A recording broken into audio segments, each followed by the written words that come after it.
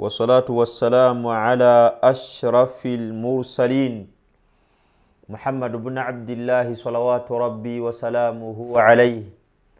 اللهم لا سهل إلا ما جعلته سهلا وأنت تجعل الحزن إذا شئت سهلا. يا ربنا سهل لنا ما نريد ونجنا يا ربنا مما نخاف من فضلك يا لطيف. Tukutenda Allah subhanahu wa ta'ala nga kyokka kye tusobola okukola ku bunafu bwaffe.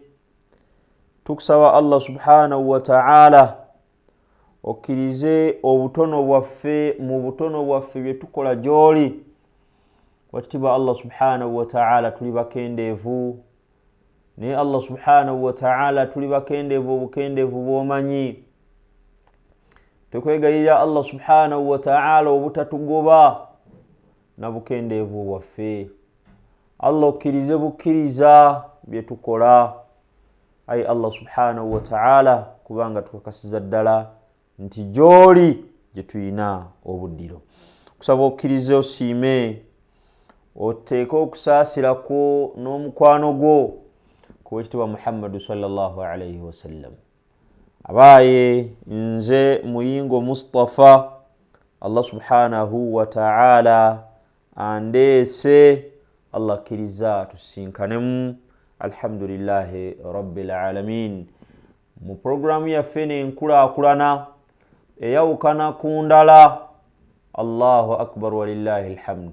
Tukulaakulanya nga tujzenga tubikola mu bifo ebyenjawulo.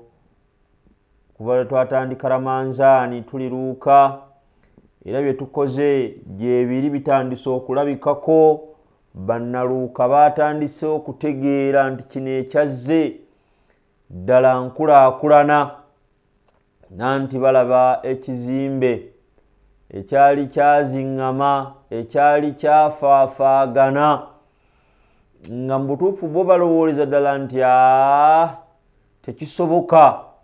Olwaleero bannaluuka bakakasa nti mu butuufu mu nsi muno mulimu abantu, kubanga eyo bye tukola gye bali, no one will claim again nti bannange akati engeri gye nateeka kuno ssente nti kati munzirizeeyo ku magoba, nti abaana kati beeyongedde bajja okusoma eddiini yaabwe. Nedda, byonna obeera mu ntebeyo, obeera ewakaawo eyo gy'owummulidde, n'obaako ky'owaayo, n'okola ky'okoze. Allahu akbar walillahi alhamdu. Allah subhanahu wa ta'ala tumusaba akkirize, tumusaba ayanukule. Allah subhanahu wa ta'ala atuwa obulungi ne we tutasabye. Allah subhanahu wa ta'ala aleetenga obwangu we tuba tetubusuubirira. Omubaka sallallahu alayhi wa sallama, ebyo byolaba ebyo owange gwe omukeeze wa akeerera ku lutimbe luno olw'emirembe, ebyo byolaba ezo ssente zo, ekizimbe ekyali kyaziŋŋama nga tekirina bbiimu, olaba ezo empagi ezo zolaba zonna nga bw'oziraba. Ssente yo yeekoze ebyo ebintu, tewaliiwo ssente ya muntu mulala yenna, tewaliiwo nettooyi n'esimwa. Kati gwe njagala okubyaka ziizo ziri bbiri, ey'abawala n'ey'abalenzi. Njagala okuba akafaananyi essomero nga libadde lyopaleetinga nga munnange teririna kyolabye ekyo, toyi ya muzikiti. Essomero twagala kuliteeka ku mbeera ya mutindo gwa nsi yonna. Kwe kulwana kwaffe, kwe kutafuubana kwaffe, tubeere nga kati ate eyo masjidi eyo gyolaba nnyumba ya Allah, eyo nnyumba ya Allah gye tuli mu kuyooyoota, ezo zonna ssente zo, bumalirivu bwo, kwewaayo okwo. Lwaki oba tofungiza? Nanti essaawa zino ffenna ababikola tubikola tetukyaliko mbeera nti kati tuli mu Ramanzaani. Wano wennyini wano tuli ku origino, shayitaani ekuli ku lusegeraawo, bwe kusuubiza bwe kugamba n'omaloozi waayo wedde. n'omala ozisaddaako owedde, n'omala amabaati gaago gaagulwa dda. Kati njagala biidhinihi taala amakya gano agaleero bwe tugamba ntugule ensawo za seminti, ensawo za seminti mmeka? Ensawo za seminti 25. Ensawo za seminti 3.5 times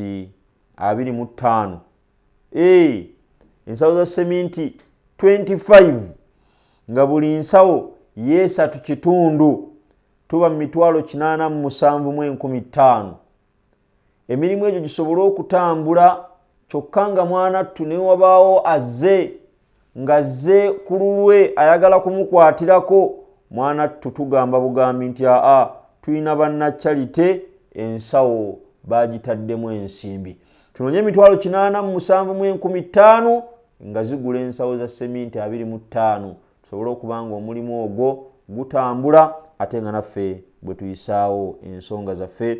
Hadithi gyenjagala leero tutambulireko, ekyokuyiga kyaffe gyenjagala tukijje, njagala tukijje mu hadithi ya Abdullah ibn Abbas radiyallahu anhuma. Hadithi ngeva ku Abdullah mutabani wa Abbasi, Allah subhanahu wa ta'ala abasiime bonna. Nga njagala kuleeta kya kifaananyi olwaleero gwandaba gwampulira bukedde ku makya ng'oli wakaawo, ng'oli mu makaago ag'ekitiibwa ag'emirembe, oteredde walowoozezzaako nti waliwo abaakedde leero nga bali mu ddwaliro, nga bali mu malwaliro all over the country, nga bali mu malwaliro either nga mulwadde obanga yalwazizza. La hawla wala quwwata illa billah. Ng'ali mu ddwaliro tamanyi na kumanya ddi omusawo lwagenda katyemula nti kati bannange mudde ewaka. Nze nayo gwe mmanyi nga omusawo yatuuka ku level ne bagamba bannaaye tukoze kye tusobola wabula tubasaba mudde ewaka mulinde okugera kwa Allah. Kye tusobola tukikoze wabula mudde ewaka, omulwadde takyarespondinga ku ddagala, takyasobola terikyarespondinga, mudde ewaka. Kati nno ate embeera mwanattu bwejja tolabanga birabika bikooya ebyokwesomba ne mutandika mubeerako ku shifuti, ono najja n'abeerawo n'oddayo oluvannyuma lw'olunaku n'omulala najja. Abaana bw'abanga maama mwegomba ne mugaa kale singa abadde bakyatukkiriza ne tugira nga tubeerako wano katuddirayo wa, essuubi yawe liba likendeeredde ddala. Abo gye bali. Waliwo eyasuze mu kabuli, ekiro kino gwe kye wasuze obulungi era kyosobola okubanga weerabidde n'okusoma edduwa nti alhamdulillahi alladhi ahyani ba'dama amatani wa ilayhi nushur, nga wajeerabidde n'ogyerabira. Waliwo eyasuze mu kabuli ye ekiro ekikeesezza Sande eno nga kyekiro kyekisoose mu kabuli. La hawla wala quwwata illa billah. Bwe gwabadde guwera 6 ogw'ekiro, waliwo be bazze ne babajja ku butanda ne babatwala mu mochare, ng'eyo gye bajja okubajja olwaleero babeere nga bateekebwa mu ttaka. Gwe programs ezizo ziri zitya? Programs ezizo ziri zitya? La hawla wala quwwata illa billah. Waliwo abukeesezza leero nga mulamu bulungi nga alina ne programu za Mande n'Olwokubiri n'Olwokutaano, naye ng'olwaleero Allah subhanahu wa ta'ala amuteeketeekedde nti tagenda ddusimattuka. Ebyo ebifaananyi byonna mbireese nga nina kye njagala tutuukeko. Eyo tuveeyo. Waliwo abaasuze mu kaduukulu ekiro ekikeesezza leero nga yasuze mu kkomera. Gwe bye weetalamu n'essimu ye etakuva mu ngalo, naye nga tosobola kugamba nti kanzijeko kyenzijako nkiweereza abeeruuka ngule ensawo za seminti 2 emitwalo 7. Ensawo za seminti ezi. Nze sijja kugula 2 kangule kana akamu.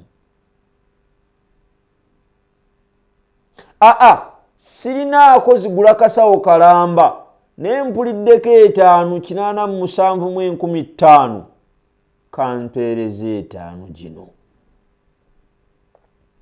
Nga wallahi kinene gy'oli totegedde kyengera. Omubaka sallallahu alayhi wasallam yagamba ni'matani ebyengera 2 maghbudu fihima kathirun minan nas. Bangi mu bantu they do neglect these favors. Babiraba nga biri automatic. Njala kutegeeza munnamukisa akeeredde ku salaamu, munnamukisa gwenkeera naye ng'okimanyi nti buli lwa Sande tubaako ebigambo bye twambala, tubaako ebigambo bye twebuulira nabyo, neefuuka charging ne tuba nga tucharginze throughout the week. Njagala kutegeeza ndi wallahi okubeera nga bukya ng'amaaso kyagalina, ng'emikono gikyasobola okuzannya, ng'osobola okubaamu n'embeera egamba nti kansaale subuhi, kyengera kinene mu byengera Allah byakyatulekedde. Nkakudiremu okubanga osobola okukeera ku makya n'ozuukuka either ng'owulidde alamu ye ya subuhi obanga waliwo akkoonyeeko nodda engulu n'ozuukuka, abanga ekyo kyengera kinene, ate waliwo lwe lugenda okukeera ku makya nga alamu evuze, nga ne gw'osuze naye bw'obanga oli mufumbo osuze naye nga ye mulamu bulungi era ajja kukwateko akuwulira eng'onnyogoga. Olwo olunaku gye luli, kubanga man aasha maata, buli yenna awangaalawo agenda kufa. Waman maata faata, ate buli afa yeerabirwa. Wa kullu ma huwa atin ati, buli kyakubeerawo kijja kubeerawo. Man aasha maata. Okubeera kwaffe nga Allah subhanahu wa ta'ala yatukkiriza ne tujja ku mwaliiro gw'ensi guno, labud tulina okuba nga tuddizibwayo. Bali luddawo abakadde baffe, bali luddawo abaali ab'amaanyi ennyo, nga bw'akwata omuzindaalo bw'ati mwegamba n'okwegamba naye omuzindaalo agwetaaga oyo Sheikh Nuh muzata batte, Allahumma ighfir lahu warhamah. Nga omuzindaalo bwagukwata bwati ne bwoba nga gwokulira poliisi ng'olina ebitatambudde bulungi otandika okweraliikirira.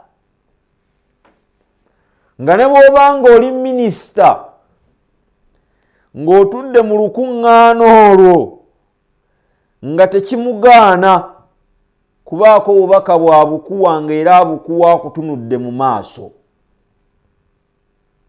Babitiibwa ekyengera ky'obulamu tetulina kyamaanyi kye tusobola kukola eri Allah kiyinza kubeera nga kigwanira oba ekiyinza ddala okutuulira ddala mu how big this favor is kusinga kumwebaza Allah. Ate ng'okumwebaza kuyina kuba mu bikolwa. Omuddu agamba nti yeebaziza Allah olw'okuba asadde subuhi nga gola ddala kikumala okubeera ng'omwebaziza wallahi olimba. Nasiiba lamanzaani kimmalira. Ramadhaani aliko baganda be. Ramadhaani aliko baganda be. Ennaku ze tumanyi ddala nti zinaatera okuggwaayo. Ramadhaani ayina abamufaanana ng'era zaka bw'alina sadaka. N'olwekyo njagala kusaba gwe yakanneegattako okwate essimu yo okebereko obunene bw'ekyo ekiriko oba obutono bwakyo okikwata okiweeyo. Nsuubira okufuna ssente okuva ku nusu 10 paka ku kakadde nga ffenna tulwanyisa ekintu kimu. Ensawo za seminti 25 tuzisindika eruuka ziggwera mu mitwalo 87,500. Ekyo gwe atakkiriza nti kisoboka gwe atagenda kuwaayo. Wabula abakkiriza nti kisoboka ajja kukwata 2 agiteekeyo, akwate 5 agiteekeko, akwate 10 agisseeyo. Gino emitwalo 87,500 mugenda sigala nga temuli. 077 484 0776 444 oba 0707 755. Macha nti eyo gy'olaba mwana tusinga ogikozesa gwasinga ofunamu. Okozesa momo eyo bingi by'oyinza ofuna ate nga ne ssente zo zikekkereza. Kati nayo nga bw'ogiraba bw'oba okola. Ntandise okutunulako erudda eno ndabe. Tuyinayo baani abaakatuuka, tuyinayo baani abatambulira mu hadithi eno ye naagikusomedde. Nabi sallallahu alayhi wa sallam hadithi nga ya Abdullah ibn Abbas yagitunyumiza agamba sallallahu alayhi wa sallam yagamba nti ihfadhillaha yahfadhu, ng'agamba yenno yennyini yaga ya ghulam inni uallimuka kalimatin, owange mulenzi yaga nti kuntu dabba, nali ndi mabega nga ndi ku nsolo yombaka sallallahu alayhi wa sallam nga yani antwalako. Namga nti ya ghulam, owange mulenzi gwe inni uallimuka kalimatin, ngenda kusibirirayo entanda, ngenda kugambayo ebigambo. Ihfadhillaha yahfadhuk, weekuume Allah, Allah kuume. Weerinde Allah, Allah subhanahu wa ta'ala akusembeze. Ihfadhillaha yahfadhuk, weekuume ensalosalo za Allah, Allah subhanahu wa ta'ala kuume. Naga ihfadhillaha tajidhu tujahak, weekuume wenyigire mu bya Allah, Allah subhanahu wa ta'ala akulindire eri woonaaba omwetaagidde. Nagamba nti ta'arrufi ila Allahi fi rrakha, wensinga okwagala. Ta'arraf ila Allahi fi rrakha, owange muganda wange, owange mukwano gwange, owange gwandaba. Ta'arrif ila Allahi fi rrakha, wewe Allah wewe Allah muddembe lyokyalina. Ta'arrif ila Allah fi rakha, saddaka ng'okyazirina. Ya'rifuka fi shidda, Allah subhanahu wa ta'ala akumanye, Allah akubeererewo, Allah akuwambaatire, Allah kwasaganye mu kaseera ak'obuzito. Ta'arrif, mwewe Allah, mwewe fi rakha, ng'okyalina akaseera okyazirinako ku ssimu zizo. Ya'rifuka fi shidda, Allah subhanahu wa ta'ala akubeererawo mu kaseera k'obuzito. Abaayisi bamanyiddeyo kaseera ka buzito nga kaseera Allah katunyumiza nti kalla idha balagati taraq wa dhanna annahu al-firaq waltaffati as-saqu bis-saq ila rabbika yawma idhinil masaq fala saddaqa wala salla walakin kadhaba wa tawalla thumma dhahaba ila ahlihi yatamatta awla laka fa awla thumma awla laka fa awla. Teriyo kaseera kazitowa byonna babyogera. Omusajja Allah gwe yali awadde ku ssente n'azimujjako, awangaala obulamu obuzito, awangaala obulamu obukaluba, naye embalayirira Allah ssente Allah asobola ozikuwa n'oddamu n'otetenkanya n'ozifuna. Naye akaseera ako kenkusomedde Allah yennyini akalayira agamba nti kalla idha balagati taraqi, agamba nti nedda baaye omwoyo singa gutuuka mu malookooli wano.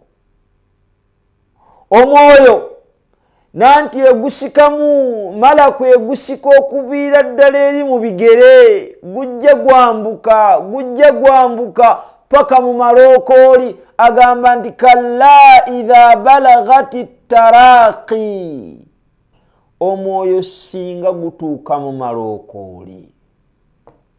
Wa dhanna annahu al-firaq, wa dhanna annahu al-firaq. La ilaha illallah Muhammadur Rasulullah. Kalla idha balagati taraqi wa qila man raqo. Awo omwoyo gutuuse mu malookooli, abaliwo abakwagala ennyo, abakuli ku lusegere batandika okulaaja naga nti leeta amazzi, leeta kijuyisi kiri kyosinga okwagala, kiri kijuyisi kyo kiri. Balaaja nabagamba nti leeta ekyokunywa tumuteeke anyweko. Waqiila man raaq, ani aleeta amazzi, leeta ejjiiko tumutere ku jjiiko, tagenda kusobola kunywera ku kaseke, leeta tumuwe. Essaawa eyo yesinga obuzito. Waqiila man raaq, ani aleeta tumuteekeyo, ani aleeta tumuwe. Leeta kiri kyasinga, abaita nina kyeyalidde, leeta kiri ekizitowa, kiri ekyokunywa, kiri kyayagala ennyo. Wa dhanna annahu al-firaq. Kati nno mwana tuggwe omanya nti essaawa nno zino sigenda kusulawo, ngenda. Wa dhanna annahu al-firaq, omanya nti kati essaawa nno zino njabulira ngenda. Waltaffati as-saaqu bis-saaq,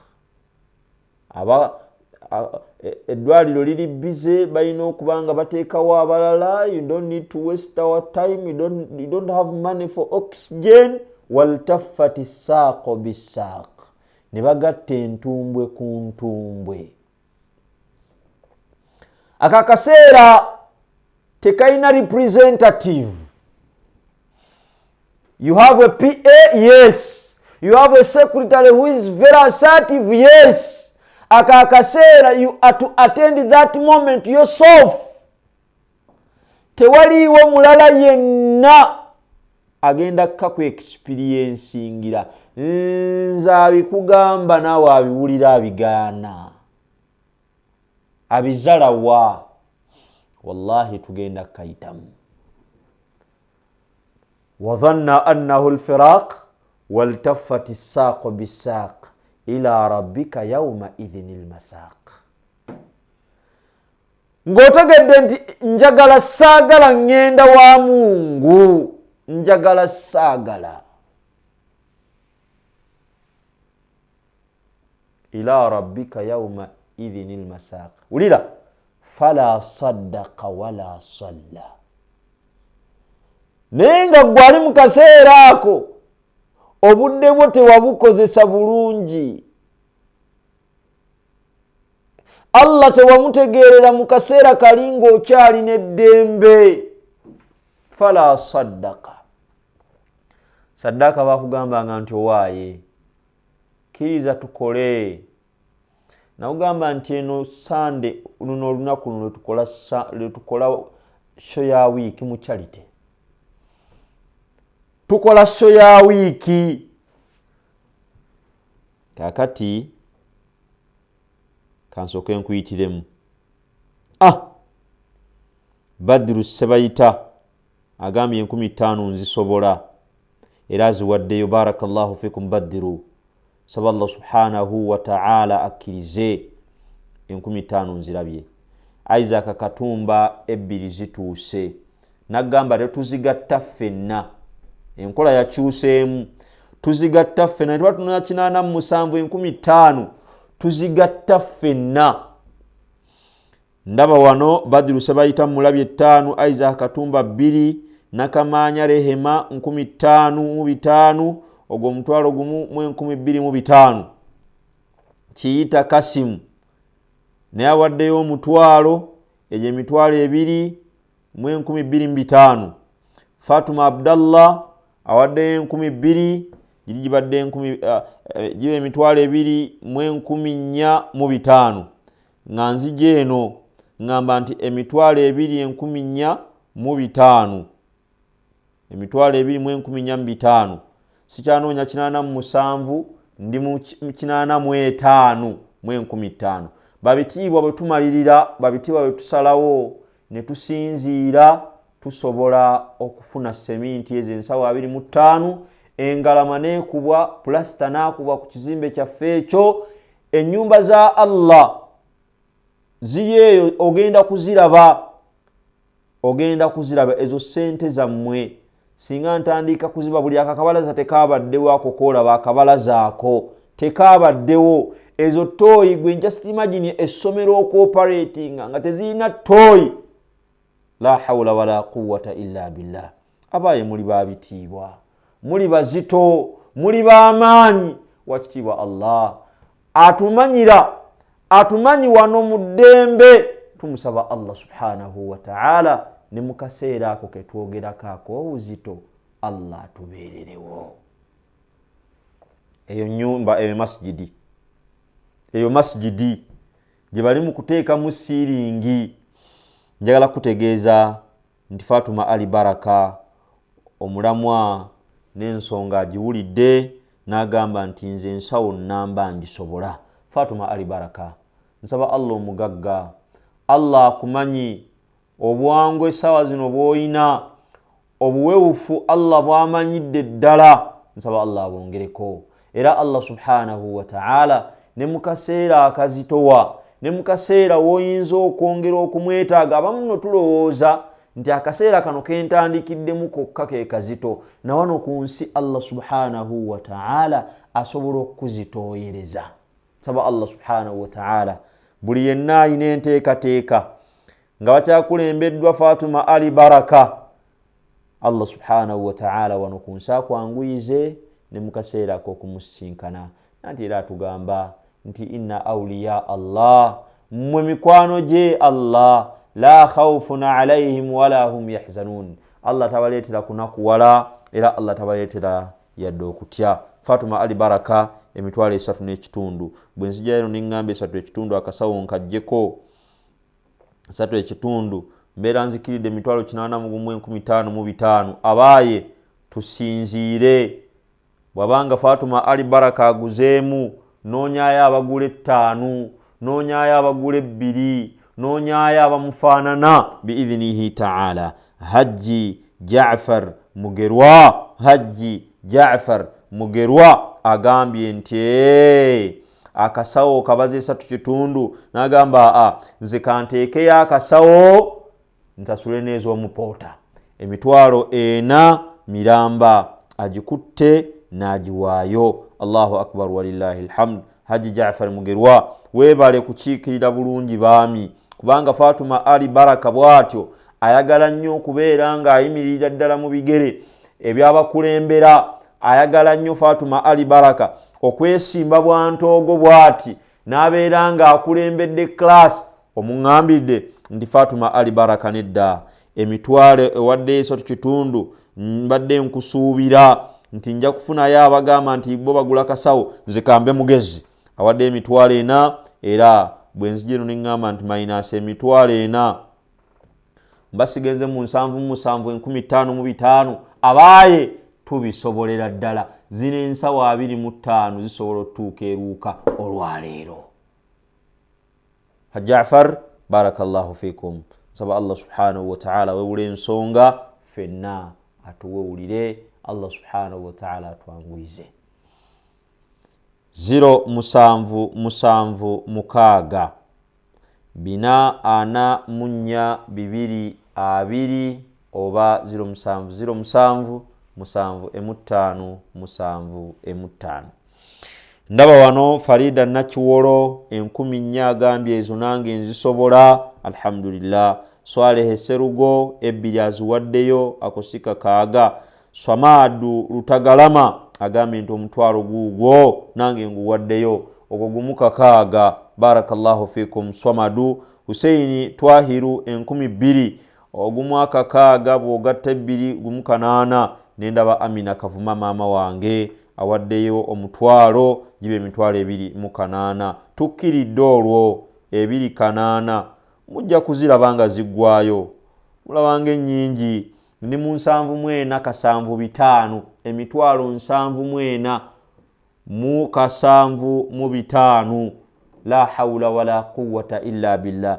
Kati yenna agamba nti ayagala kunokkiriza Haji Jaafar bw'oba tonasiba kikonde toyinayo wamutuuse, kubanga baba ali mwena nga walonda baweena akasanvu 5 ndabanga gwe yali badde asinza yoga nti kampeeye na akasanvu 5 mbere mwabo abavuganya ku jana, mbere mwabo abavuganya ku Allah subhanahu wa ta'ala okumumanyira muddembe, okumumanya nga nkyayina emirembe gyange, okumumanya Allah nga nkyayina okwetaaya, okumumanya Allah nga nkyayina control ku byange byampadde.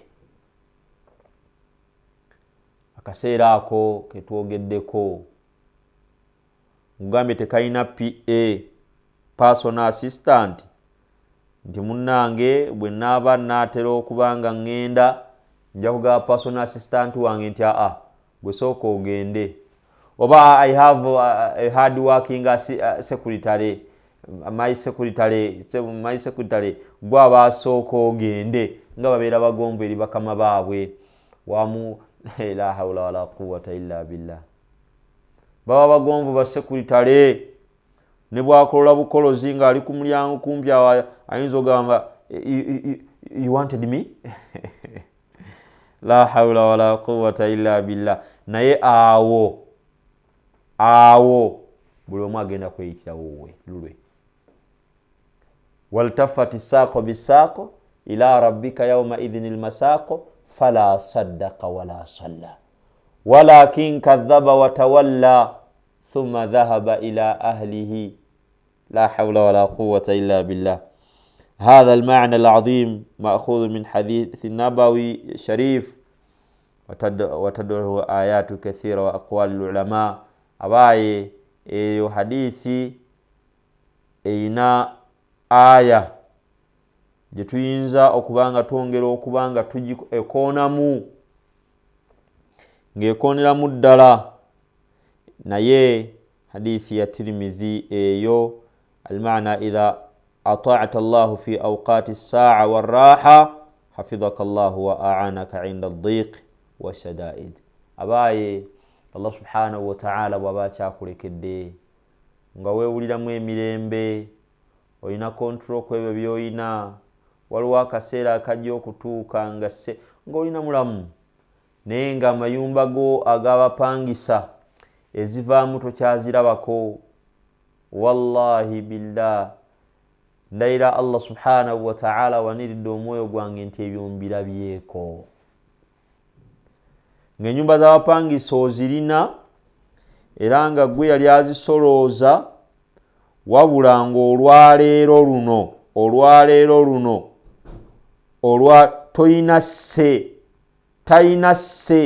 talina control, talina influence yonna, abeera bubeezi awo, atuula butuuzi awo, ne bamuyamba. Nga luli yali asobola okuziwaayokko n'asalawo n'agamba nti ono kamuwe kino, ono kamuwe kino, ono kamuwe kiri, ng'olwaleero mya ne yammye tebikyasoboka. Ta'arrif ila Allahi fi rrakha, ta'arrif Allah subhanahu wa ta'ala tulwane tugende gyali nga tukyasobola. Ya'rifka Allahu 'inda shidda, Allah subhanahu wa ta'ala ajja kudda gy'oli, ajja kujja gy'oli. Byafaayo nkugambe biriwa kuyimiza Dhannun lamma kana fi batni al-hut, nkunyumiza Yunus bwe yabeerera mu luto lw'ekyennyanja, la hawla wala quwwata illa billah. Yunusu bw'amala okutereera nti atudde mu lubuto lw'ekyennyanja, Yunusu atudde mu lubuto lw'ekyennyanja, la hawla wala quwwata illa billah. Ebigambo byeyogera byavaako nti falawla annahu kana minal musabbihin. Allah ayogera agamba nti Yunusu abakubanga teyali mu bantu ababeeranga ku Allah, abakolanga fi rrakha, lalabitha fi batnihi ila yaumi yub'athun. Abakubanga teyali mu bantu baali batawaana ng'awaddembe, ng'alina emirembe gye, nga akaseera ka stroke tekannajja. Ai Allah, ebyo bitutaase. Nze nina maama, nina babeera bakyala bwetwatukanga ga mwami wangoze, bakyala ba jjajja musajja, Allah amusaasire, naye ninako omu eyasinganga okunkwasa ennaku, jjajja wange Hajara Baseka, Allahumma ighfir laha warhamha. Jjajja wange Hajati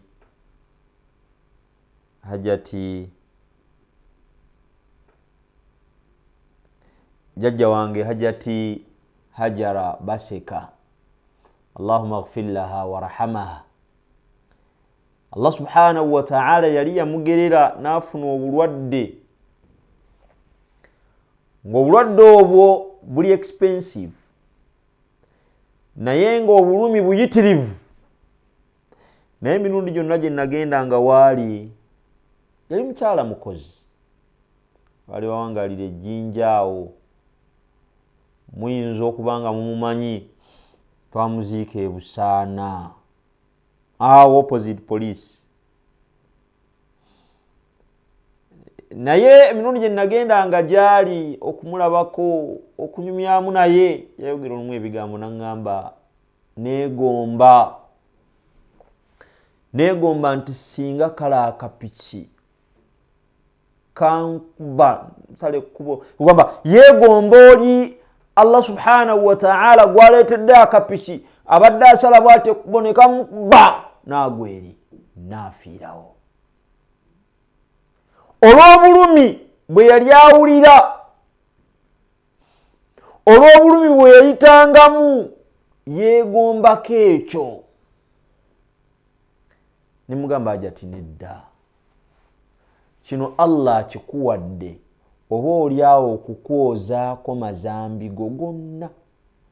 Ogenda okumusisinkana mu butuufu ogenze kufuna, mukyala yeenoonyeza ssente ze n'agenda e Makka ye yennyini hijja n'addayo ne umra, n'aweerera abaana be nga omwami we Allah yamujjulula, n'aweerera abaana be ne basoma, ba accountanti, ba dokita, baani bonna n'abanga basomesezza. Ne mugamba ati ebyo Allah yagadde ofuna akaseera kano, you ponder about what you've been through. Sobola okulowooza weefumintirizeeko, agenda okukutwala ng'oteredde. Nagamba oto bw'ogambye mwami wange, nimugamba ye. Kaakati bizinensi zaalingayo nga zitambula mu ntambula gye zitambulamu, ng'alina waali Allah waamukwatidde, kubanga yava ejjinja eyo n'ajja n'abeera wano e Kampala Nansana ndowooza emyaka oba 2 nga Allah waamutadde. Kyekyo kyagambye nti ta'arrifu ila Allahi fi rrakha ya'rifuka rabbaka 'inda shidda. Olwaliro tewali kikusaaza sola ng'ogisaalira mu nnyumba ng'okyasobola okutambula. Olwaliro tewali kigaana kuwaayo nga bagamba nti tuzimbe luuka, tuyambe abantu beeruuka, nga wallahi obusobozi bw'essente ng'essente ku ssimu kweziri, n'ebigambo bino ng'obiwulidde, ng'olina ebyokulabirako ebifaanagana bwe bityo. Wallahi Allah subhanahu wa ta'ala essente zajja zijjawo, wabula agenda tujjako kontro yaazo. Olwaleero zaka okuwa obuwi zaka tulabira ddala nga mu butuufu tiza burden, kwebonyaabonya. Allah subhanahu wa ta'ala sente agenda zirekawo, naffe atulekewo, otandike okutunuulira bye walinangako kontro nga waliwo ababiri in charge nga tobaagala nabbaagala. Ekyo Allah asobola okukikola era alina bye yali akikozeeko. Ng'omuntu omwagala naye nga yali in control of your finances, ya controlling abapangisa abo, omwana yali asinga obutakuwulira. Ye aya eri gye nakusomera Sunday ewedde, negan laqad khalaqna al-insana fi ahsan taqwim. Allah atunnyonnyola nti yatonda omwana Adamu mu kifaananyi ekisinga okuba ekirungi, n'agamba thumma radadnahu asfala safilin, naye oluvannyuma muteeka ne mussa ebbeeyi n'abeera owa wansi asembayo. Omuntu yali anyirira ennyo ng'afaanana bulungi, wakitiibwa Allah asobola okumussa wamutadde n'abeera mutono okwenkanankana akati, n'akogga eyali omweru amatoowuta, Allah subhanahu wa ta'ala ng'akyali mulamu. Ekyo Allah asobola okukikola. Eyali omugaggafu ge, Allah n'amuzzaayo n'atambuza ebigere, nga n'emmotoka nga yazitunda alaba, n'agamba nti kantunde eno osanga nzijewo ebbanja lino, nga Allah amuteeka waamwagala. Thumma radadnahu asfala safilin. Nga Allah agenderedde okukkakkanya obeera owa wansi asembayo, abaaye Allah subhanahu wa ta'ala asobola otutuuka ekiseera n'akufuula owa wansi asembayo, nga n'abantu abaali basinga okuba nga bakwagala balina ebyokukola. They have jobs and responsibility to attend to. Very busy, they are taken up. Ma gharraka bi rabbika al-karim. Kiki ekikuleetera okuba nga weepanka, ovudde ku b'eŋŋanda, bakutawaanya, si mu buli w'ogiraba bagenda kukusabiriza. Ani akugamba? nga tosobola kubeerawo lunaku lulamba nga Allah akugjeemu ekyo ekikwepansa, akugjeemu confuse, tosobola kubeerawo awo nga tonawunya. Allah subhanahu wa ta'ala yennyini agenda tuzzaayo wansi tubeere abanyomoofu abasembayo. Golowooza bakadde baffe be twaziika eyo gye twabasajja twali tusinga okwagala ne sunnatallah bwatyo Allah bwe yakola nga mutuufu tetusobola kubeera naye mu nnyumba kumala wiiki. Golowooza ogenda kubeerawa byonna ebikwepansa byonna. Wakitiibwa Allah asobola okuba nga abireseewo naawe n'osigalawo, Allah n'akulaga nti obirabye, ma gharraka birabbika alkarim, kiki ekikwepansa ku mulezi w'oyo Allah. Byonna by'oyina, obufumbo, abaana, sente, mamotoka, bukulembeze, yabikuwadde, y'ensonga Allah. N'olwekyo tumunoonye Allah, tumutegeere nga tukyayina right, nga tukyayina chance. Allah agenda kutubeererawo mu kaseera nga tumwetaaga nnyo. Ndaba wano haswiha 1500 alutuwadde, Ismail Suna naye 1500 aluwaddeyo, ezo si ssatu. Goyinza okuziwa ng'olaba ozinyooma, naye 1500 zikoze 3000. Ismail Suna naye awaddeyo 2500, ezo si 5500. Jacinta Zaituni awaddeyo 1000 mba ngenze mu kitundu. Hajati Suhaira awaddeyo 200, awaddeyo 200 gumu 2500, mutwalo gumu 12500, ndi mu mitwalo 73500. Abaaye nga sibalaba kadde kangenzeeko, sifunyeeyo wa 10, sifunyeeyo w'etaano. Hajjafari ali ku ntikka ateredde, ali awo azinze n'emikono agamba nti kati abomba maze, ensawo yange gyenguze, n'omukozi musasudde azinze emikono. Fatuma Ali Baraka naye ali mu kyakubiri watereeredde awo.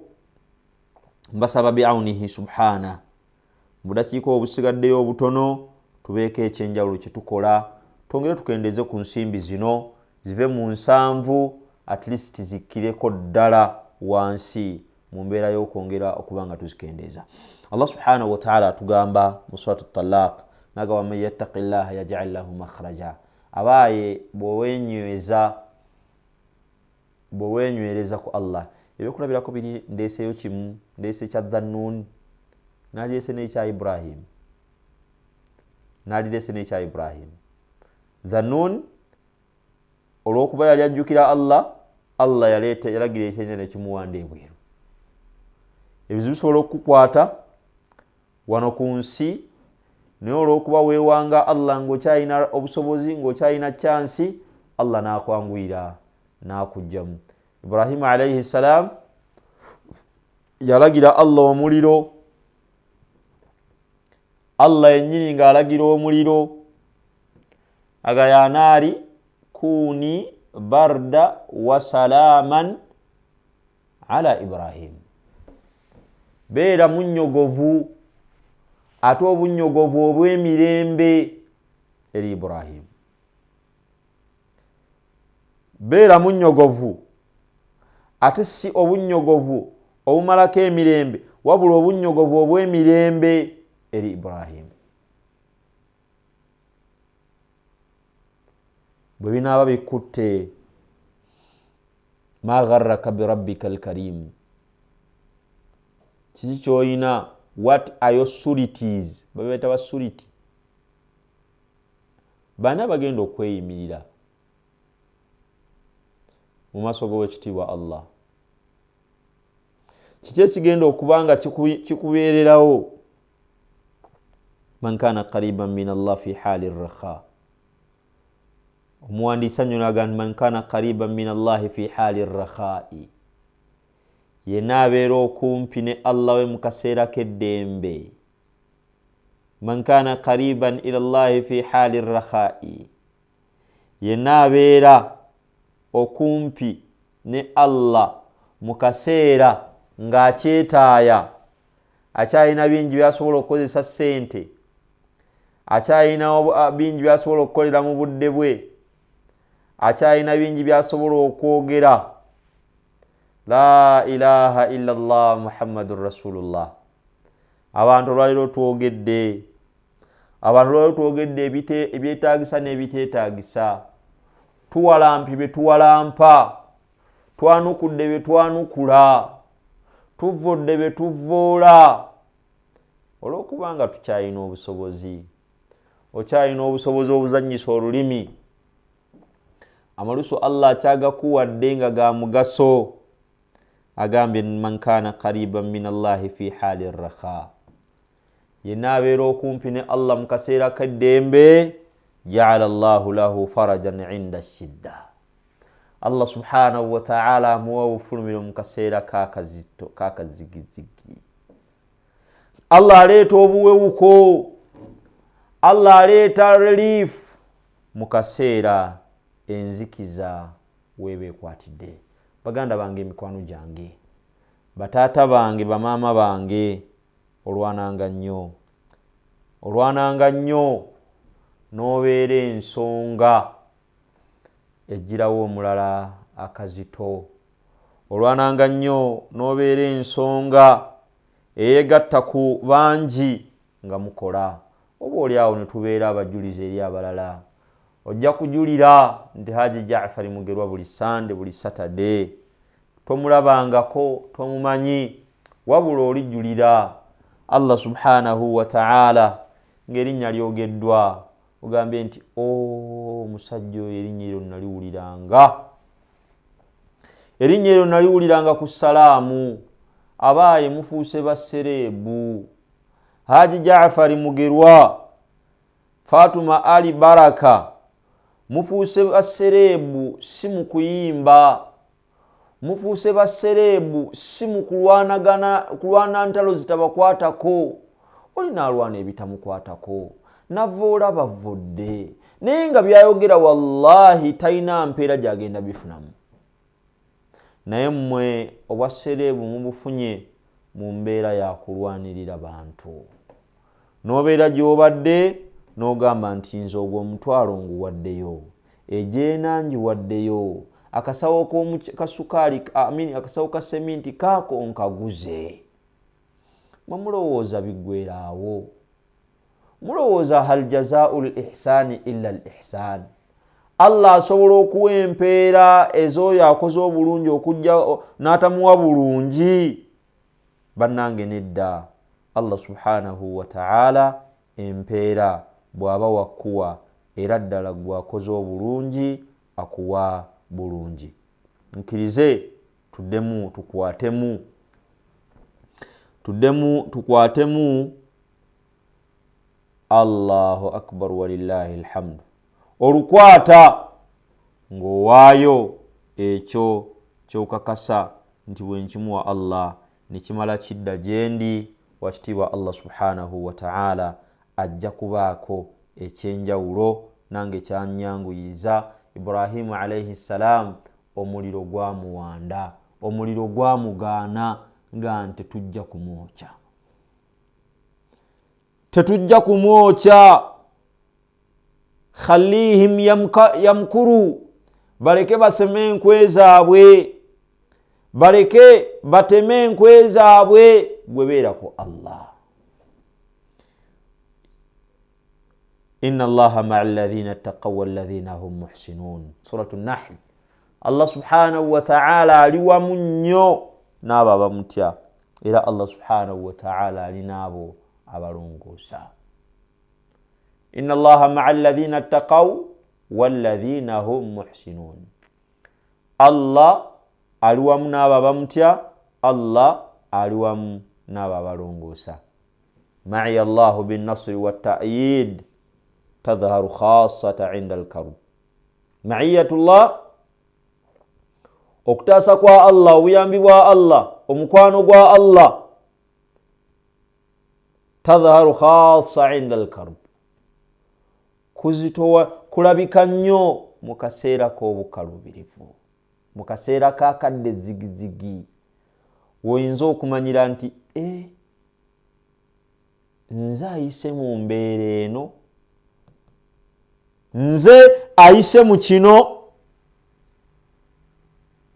Qala Allahu ta'ala fadhkuruni adhkurukum, kyekigambo kyagamba Allah nti mumbeererewo mu ebyo, mundowoozeeko, munjogereko.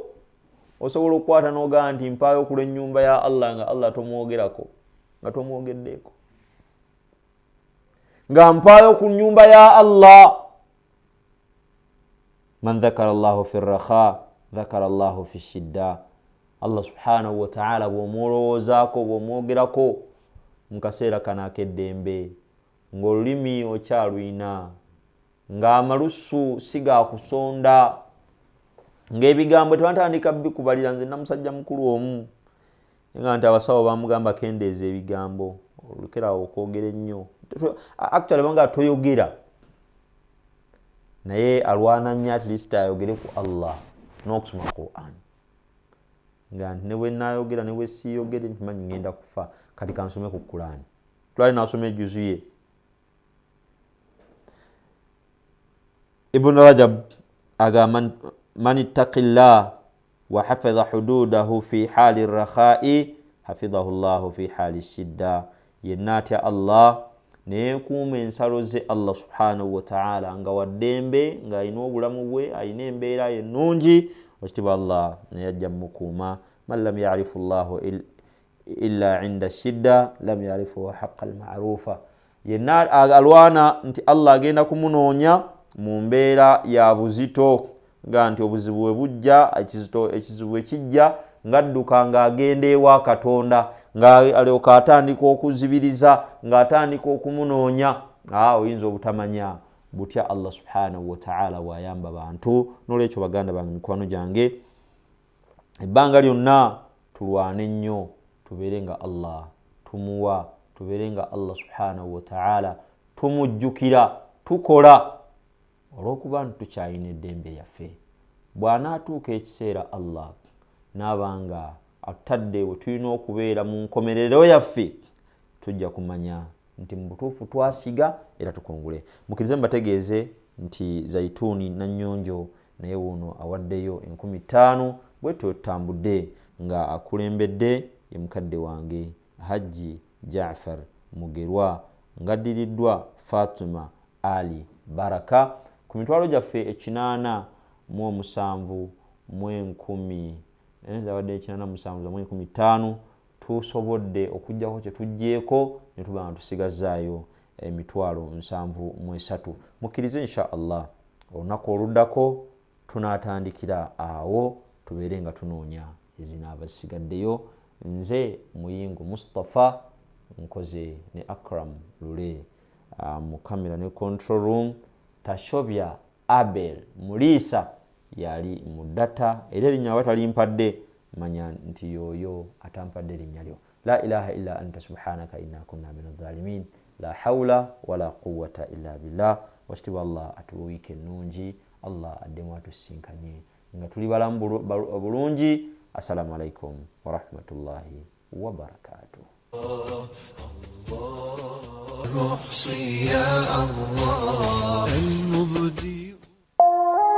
Eno yes Salam TV. When you don't use Momo, your day gets ruined. Bro, mwina muka change. Madam ka change.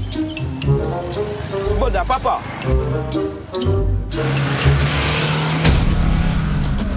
Save your day from getting ruined. Use the Momo app or dial *165*3# to pay and enjoy zero charges below 5k. That's the power of Momo.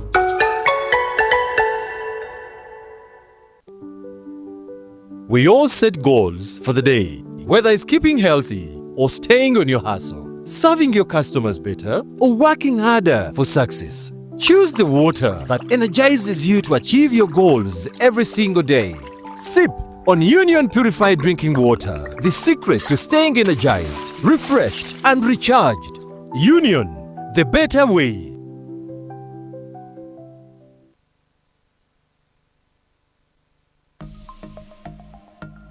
Byolina okukola obeere steady.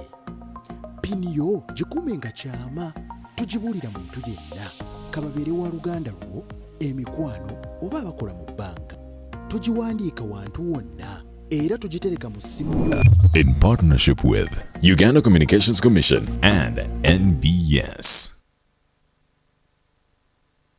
Omwana w'omuwala kirabo kya bbeeyi n'okusinga gold na bwe kityo ateekeddwa okusoosowazibwa. Bw'atuuka mu secondary, Mbogo High School ye answer. Ku Mbogo High School omwana asomesebwa abakugu mu mbeera ekyasinze okuba ey'omutindo, okossaako okumukuliza ku ddiini, empisa awamu n'okumuyambako okumufuula omukyalo w'omugaso mu ggwanga. Buli mwaka Mbogo High teva ku lisiti y'ago amasomero agasinze okukola obulungi ku O ne A level, nga ne mu by'emizannyo tukwata kisooka. Essomero lya kisulo eri abaana abawala bokka nga tusomesa arts ne sciences, computer, Islamic theology, saako vocational skills okuva ku senior 1 okutuuka ku senior 6. Tuliwagazi ddala okusobozesa omwana okusoma obulungi, okumanya ebisingawo. Jangu ku ssomero e Kawempettula oba tukubireko ku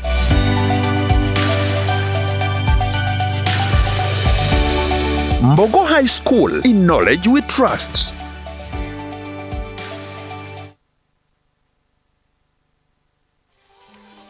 Your faith should never be out of reach.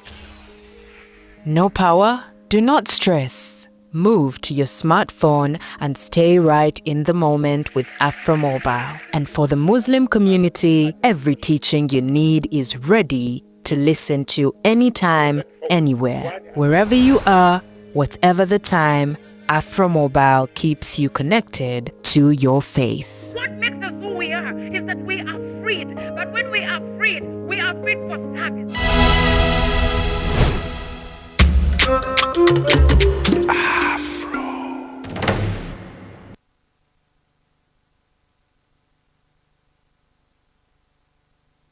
Sumaya International School lisangibwa Masaka Kasijagirwa kilomita emo okuva mu Masaka Town. Balina laboratories ez'omulembe, abasomesa abakakasibwa ministry y'ebyenjigiriza, ebisulo ebiri ku mutindo, emmotoka ezitambuza abaana ne security eri ggulugulu. Eddiini bagiteekako nnyesira n'ebyemizannyo babijjumbira kussa n'embeera ennungi esikiriza omwana okusoma. Anti n'ebisale bijja mu nsawo y'omuzadde. Sumaya International School tusomesa abayizi ebintu bibiri eby'eddiini y'Ekiyisiraamu n'eby'Oluzungu, era nga omwaka oguwedde mu Uganda yonna twawangula. Nsaba abazadde okubeera nga mutondera abaana.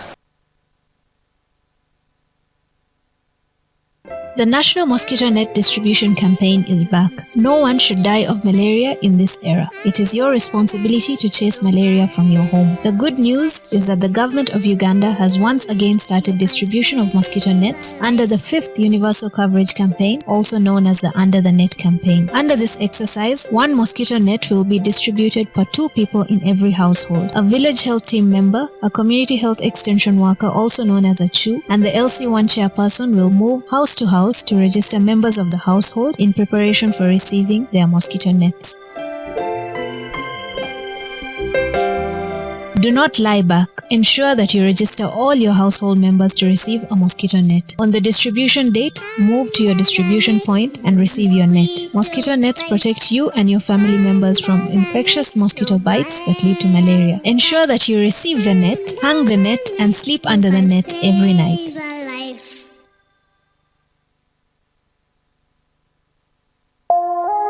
Eno ye Salam TV.